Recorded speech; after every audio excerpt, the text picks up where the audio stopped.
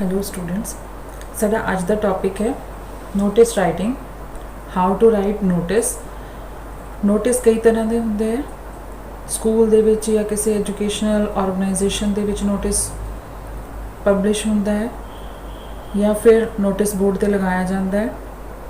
कुछ public notice होंगे हैं जो स्कूल दे विच या किसी कंपनी या ऑर्गेनाइजेशन दे विच जो नोटिस होंदा है उन्होंने नोटिस बोर्ड के उपर लगाया जाता है। और पब्लिक नोटिस न्यूज़पेपर दे विच पब्लिश किया जाता है। नोटिस दा एक्चुअल परपस की है। नोटिस राइटिंग दा एक्चुअल परपस है कि किसी भी इंफॉर्मेशन नू पास ऑन करना।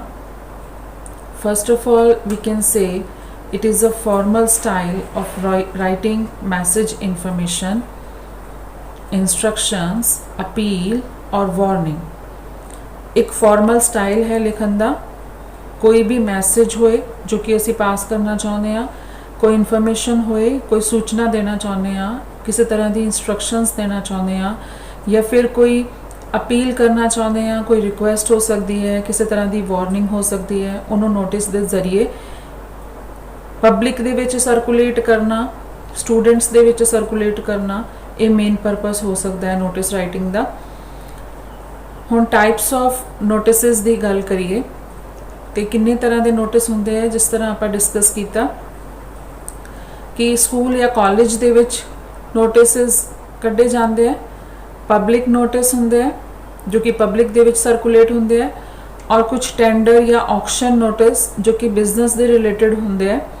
ऑक्शन किसी चीज़ की नीलामी करने की सूचना पब्लिकली दी जाती है, या फिर कोई टेंडर जो कढ़िया जाता है किसी चीज़ के लिए डिमांड मंगी जाती है तो वह भी पब्लिकली पब्लिश होंदा है नोटिस।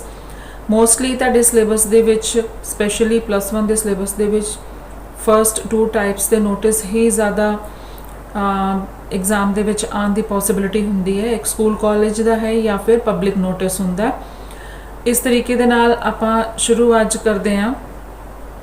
जिस तरह पहले दस्या कि स्कूल कॉलेज का जो नोटिस बोर्ड ते नोटिस लगता है, पब्लिक नोटिस न्यूज़पेपर ते पब्लिश होंगे हैं, और टेंडर या ऑक्शन जो है उस तरह के नोटिस न्यूज़पेपर दे विच भी होंगे हैं या पर्टिकुलर किसी ऑर्गेनाइजेशन के नोटिस बोर्ड के उपर भी हो सकते हैं। Now how to write a notice. हुण नोटिस नू लिखन का तरीका की होना चाहिए है, किस तरीके दे नाल नोटिस लिखिया जाता है। तो first important point is notice should be in a box. Notice एक बॉक्स दे विच होना चाहिए है। जिस तरह तुसी पहले एडवरटाइजमेंट या मैसेज राइटिंग करते हैं, नोट मेकिंग करते हैं, पर्टिकुलर बॉक्स दे विच उन्होंने रखना है। Second point, well written notice होना चाहिए।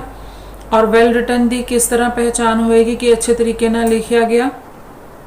एक इहो जिहा नोटिस जिहदे विच की इन्फॉर्मेशन क्लीयर ही नहीं है, we can not say it as a well written, वो अच्छा लिखिया होया नोटिस नहीं मन्निया जाता। एक अच्छे नोटिस दे विच किहड़ी चीज़ां नूं मैंशन करना जरूरी है। We can easily remember by saying that 5 W's। 5 W's कौन कौन से, किहड़े W, what, where, when, who and whom. ये इन्फॉर्मेशन नोटिस दे विच होना ज़रूरी है। What is going to happen, ये 5 W है की होने जा रहा है जिहदे बारे तुसी इन्फॉर्म करना चाहते हो। Where it is going to happen, कित्थे होएगा, वैन कदों होएगा, और हु कैन रिस्पॉन्स। उहदे विच अगर स्टूडेंट्स नूं आपां इनवाइट कर रहे हैं किसी चीज़ के लिए या मीटिंग के लिए कोई नोटिस निकलिया है, उहदे विच मैंशन होना जरूरी है कि किस चीज़ के लिए किहड़े पर्टिकुलर परसन नूं रिस्पॉन्स करना इहदे च बनदा है। एंड होम टू कॉन्टैक्ट, और नीचे साइन उस बंदे दे होंगे हैं जिन्हों कि असी उस पर्टिकुलर चीज़ के रिगार्डिंग किसी भी चीज़ के लिए वो आंसरेबल है। असी कोई भी क्वेरी चाहते हैं, कोई क्वेश्चन है, कोई डाउट है, असी उस परसन नूं जाके पूछ सकते हैं। तो ये चीज़ां नूं मैंशन अगर एक नोटिस दे विच कीता होया, we can say that it is a well written notice. Next point is heading must be clear. Notice की हैडिंग क्लीयर होना बहुत ज़रूरी है। हैडिंग तो ही पता लगता है कि नोटिस किस चीज़ के रिगार्डिंग है। Next point, only important points should be written there. ਸਿਰਫ ਇੰਪੋਰਟੈਂਟ ਚੀਜ਼ਾਂ ਨੂੰ ਹੀ ਨੋਟਿਸ ਦੇ ਵਿੱਚ ਲਿਖਣਾ ਹੈ, ਕੋਈ ਲੰਬੀ ਚੌੜੀ ਐਕਸਪਲੇਨੇਸ਼ਨ ਜਾਂ ਕੋਈ ਸਟੋਰੀ ਨਹੀਂ ਲਿਖਣੀ ਹੁੰਦੀ ਹੈ, ਕੋਈ ਐਗਜ਼ਾਮਪਲਸ ਨਹੀਂ ਦੇਣੇ ਹੁੰਦੇ ਆ, ਟੂ ਦ ਪੁਆਇੰਟ ਇਨਫੋਰਮੇਸ਼ਨ ਲਿਖਣੀ ਹੁੰਦੀ ਹੈ। ਇਸ ਲਈ ਇੰਪੋਰਟੈਂਟ ਪੁਆਇੰਟਸ ਨੂੰ ਹੀ ਉਹਦੇ ਵਿੱਚ ਲਿਖਿਆ ਜਾਏ। And use passive voice, mostly active ਨੂੰ ਜਾਂ ਡਾਇਰੈਕਟ ਸਪੀਚ ਨੂੰ ਅਵੋਇਡ ਕਰਨਾ ਹੈ, ਪੈਸਿਵ ਵੌਇਸ ਨੂੰ ਪ੍ਰੈਫਰ ਕਰਨਾ ਹੈ ਲਿਖਣ ਵਾਸਤੇ। And content of the notice, ਜੋ ਮਟੀਰੀਅਲ ਹੈ ਨੋਟਿਸ ਦਾ ਉਹ 40 to 50 वर्ड्स ਦੇ ਬਿਟਵੀਨ ਹੋਣਾ ਚਾਹੀਦਾ ਹੈ, ਬਹੁਤ ਜ਼ਿਆਦਾ ਲੰਬਾ ਨਹੀਂ, और इन्फॉर्मेशन भी पूरी क्लियर हो जाए, कुछ मिस भी ना होए। And next point, bold letters या फिर कैची स्लोगन्स की हेल्प दे नाल असी अपने नोटिस नू इफेक्टिव बना सकते हैं। पता लगे कि किस चीज़ दे ऊपर स्ट्रेस दी जा रही है, किहड़ी चीज़ नू बोल्ड लेटर्स दे विच लिखिया मीनस उन्होंने ज़्यादा स्ट्रेस दे के या एम्फेसिस दे के उस चीज़ नू बोलिया जा रहा है। Next point is standard abbreviations you can use. Abbreviations मीनस short form नू भी यूज़ किया जा सकता है। सो इस तरीके दे नाल नोटिस लिखण तो पहले इन्हां गल्लां दा खास ख्याल रखना है। हुण आपां देखदे हां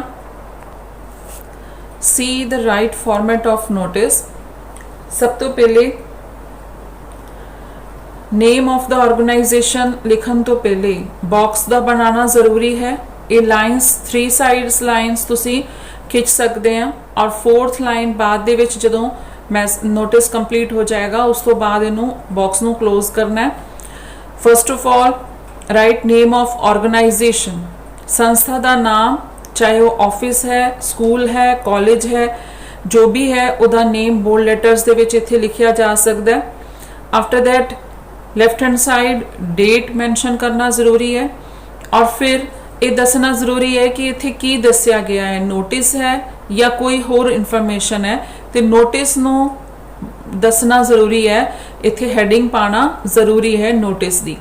आफ्टर दैट नोटिस किस चीज़ दे रिगार्डिंग है, किसी मीटिंग दे रिगार्डिंग है, किसी कंपटीशन दे रिगार्डिंग है, कोई टैलेंट हंट कंपटीशन हो रहा या ऑक्शन हो रही है या चेंज ऑफ नेम दा पब्लिक नोटिस है। कई लोग नाम बदली कराने लई भी न्यूज़पेपर दे विच नोटिस कढवांदे हैं। सो इस तरह हैडिंग दा लिखना भी मोस्ट इंपॉर्टेंट है। आफ्टर दैट मटीरियल स्टार्ट होंदा, इट इज़ टू इन्फॉर्म, अगर कॉलेज या स्कूल दा है it is to inform all the students या it is to inform all the staff members like this.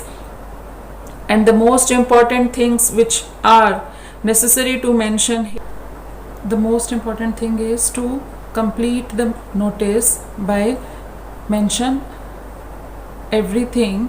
कोई भी काम हो रहा है, कित्थे हो रहा है, कदों होना है, उदा वेन्यू या उदा टाइम मैंशन करना ज़रूरी है, फिर ही इस नोटिस नू we can say that it is a complete notice. उस तो बाद सिग्नेचर उस परसन ते जिहदे कोल अथॉरिटी है इस नोटिस नू पब्लिक दे विच इशू करन दे लई। सिग्नेचर होने तो बाद नेम कैपिटल लेटर दे विच और फिर उदा डेजिग्नेशन दा फर्स्ट लेटर कैपिटल होएगा और इस तो बाद बॉक्स दी 3rd लाइन नू कंप्लीट करके इनू नोटिस नू कंप्लीट नोटिस कह सकते हैं। One of the examples, you are the head girl of your school. Your school will be celebrating Children's Day with a lot of activities. Draft a notice informing the Children's Day celebration at your school. So first of all, you can see in the box there is the name of the school, SD Model School Ludhiana. After that, heading notice. Then on left hand side there is date, and after that heading of notice, Children's Day celebration. Now the content is started. All the students are informed that Children's Day will be celebrated in the school on November 14th, 20th, 20. On this day many activities will be organized like painting competition, quiz contest, essay writing competition and poem recitation program. All are requested to attend the celebrations. The student who want to participate in activities may give their names. You can write to undersigned or to class in charge who has written the message, and you can see the signature Manisha. After that, in bold letters, capital letters, the name of the head girl, and at last the designation of the person who has written the message, and she was the head girl. So in this way you can write the notice. And see the next example. Here you can see the draft of a notice for the students about a tour to Agra. This is for educational tour. So first of all, the name of the college is in bold letters, Lalpur Khalsa College, Jalandhar. After that, heading notice, then title of the notice, educational tour to Agra. Left hand side, date. It is to inform the students of senior classes that the History Society is organizing an educational tour to Agra in the coming holidays. Those who are interested in joining the tourist party should give their names along with 1000 rupees to the undersigned before 25th July, whatever the date it will be. And in the last, the signature of president, name of president, and designation, President, History Society, Lalpur Khalsa College. And you can close the box. In this way you can write the draft of notice. Thank you for watching.